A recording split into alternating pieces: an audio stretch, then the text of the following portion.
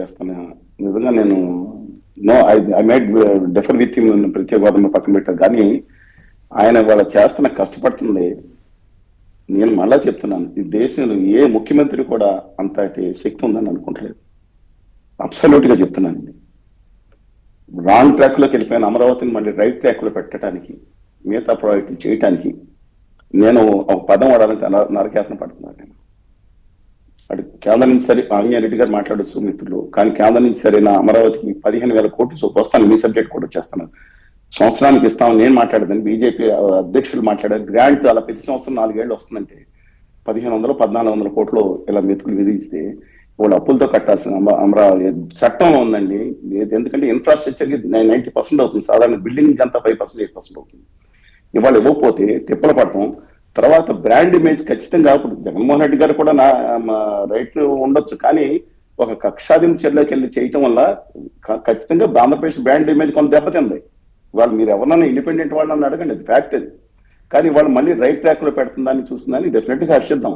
ఇప్పుడు మీరు చెప్పిన టీసీఎస్ మరి ఎంత తీసుకోలేదో తెలియదు, కానీ వాళ్ళు తీసుకున్నది. కానీ ఈ టీసీఎస్ కి కాగ్నిజెంట్ కి ఇవాళ ఈ దేశంలో అత్యధిక మంది ఉద్యోగులు కలిగిన సాఫ్ట్వేర్ డెవలప్మెంట్ కానీ బీపీఏ సంస్థ టీసీఎస్.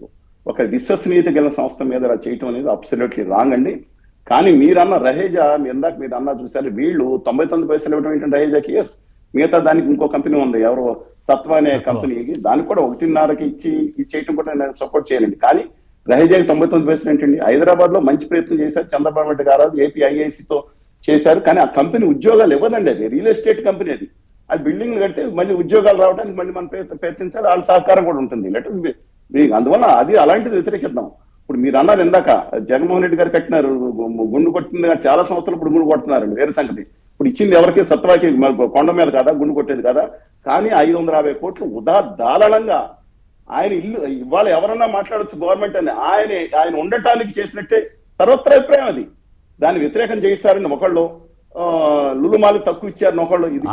ఆయన ఎగ్జిక్యూటివ్ క్యాపిటల్ అని రాజధానికి అక్కడికి వెళ్ళిపోయి ఆయన ఉండడానికి కట్టుకున్న అది అందరికీ తెలిసి వాళ్ళు కాదనుకున్నారు. ఆయన పుట్టినకి ఇవ్వడానికో ఇంకోటి ఇవ్వడానికో నిన్న చెప్పొచ్చు, ఇప్పుడు బట్ ఎవరికి తెలియదు చెప్పొచ్చు. కానీ మనందరికి తెలుసండి అది. ఆయన వాళ్ళకి కూడా తెలుసు, మాట్లాడే వాళ్ళకి కూడా తెలుసు. కానీ ఒక విషయం చెప్తున్నాను, ఇది కేసు వేయటం వెనకమాల ఒకటి చెప్తున్నానండి, దయచేసి వాళ్ళకు కూడా విజ్ఞప్తి చేస్తాను ఇక్కడ చూసేవాళ్ళు ఎవరంటే, ఇది ఇమేజ్ ఏదైతే టీసీఎస్ మీద వేయటానికి ఇమేజ్ కనుక, బ్రాండ్ ఇమేజ్ కనుక దెబ్బతీస్తే మిగతా సంస్థలు రావనే అభిప్రాయాన్ని కూడా వాళ్ళు ఉంటే తప్పనిసరిగా అది సవరించుకోవాలనే మంచి పద్ధతి కాదు. ఉంటుంది కదా శ్రీనివాస్ గారు, భయాలు ఉంటాయి. ఇప్పుడు గూగుల్ వచ్చినప్పుడు దేశవ్యాప్తంగా ఎలా చర్చ జరిగి వైజాగ్ గురి వైపు ఎలా చూసే ప్రపంచ దేశాలు, ఇప్పుడు పిలిచేస్తుంటే ఎవడొస్తాడు రేపు పొద్దున్న కొత్త కంపెనీ పెట్టాలంటే ఎవడొస్తాడు? పిటిషన్ వేసి పిలిచేసి గోల్ ఎవడపడతాడు, ఇంకో రాష్ట్రానికి వెళ్ళిపోతారు వాళ్ళు. వాళ్ళకేం ప్రేమ ఉంటుంది? ఈయనకే జగన్మోహన్ రెడ్డికే ముఖ్యమంత్రిగా చేసినప్పుడు రాష్ట్రానికి ప్రేమ లేకపోతే, యూత్ ఉద్యోగాలు వస్తాయంటే ఆ కమిట్మెంట్ లేకపోతే వేరే వాడికి ఎందుకు ఉంటుంది? నేను యాక్సెప్ట్ చేశానండి. విశాఖపట్నం వచ్చినప్పుడు అన్ని వర్ష ఉద్యోగాలు నేను ఒప్పుకోను కానండి. బట్ విశాఖపట్నంకి ఒక ఎకో సిస్టమ్ ఆంధ్రప్రదేశ్ కి గూగుల్ ఆదాని డేటా సెంటర్ వచ్చినప్పుడు, ఇంతకుముందు ఇది ఇప్పుడు కొత్తగా రాలేదు. చంద్రబాబు నాయుడు గారు 2019లో చేసుకున్నప్పుడు ఒక 10 బిలియన్, అంటే ఇప్పుడు దాంట్లో ఇది కలపలేదండి, 10 బిలియన్ ఒప్పందం జరిగింది ఆ రోజు. మధ్యలో అది ఎక్స్ట్రా తేడా వచ్చిన మళ్ళీ వచ్చింది, ఇప్పుడు గూగుల్లో యాడ్ అయ్యింది. కానీ ఇవాళ ఒక ఎకో సిస్టమ్ ఆంధ్రప్రదేశ్ లో డెవలప్ అయిన దానికి అద్భుతంగా ఉపయోగపడిందని నేను నో సెకండ్ థాట్. ఉద్యోగాల విషయంలో నేను డిఫర్ చేస్తున్నాను. తర్వాత నేను చెప్పిన విష్ణుకుమార్ రాజు గారు బీజేపీ అని కొండ బద్ద కొట్టే వేరే విషయం. కానీ ఇవాళ ఇలాంటి చర్యల వల్ల, ఎస్ రహేజా మీద వేయటం నాకు అబ్జెక్షన్, కానీ మిగతా వాళ్ళ మీద వేసిన చర్యల వల్ల బ్రాండ్ ఇమేజ్ దెబ్బతినే అవకాశం ఉంది. సవరించుకోవాలి ఆ పద్ధతి. వాళ్ళు చేసే పద్ధతి సరైన విధానం కాదు.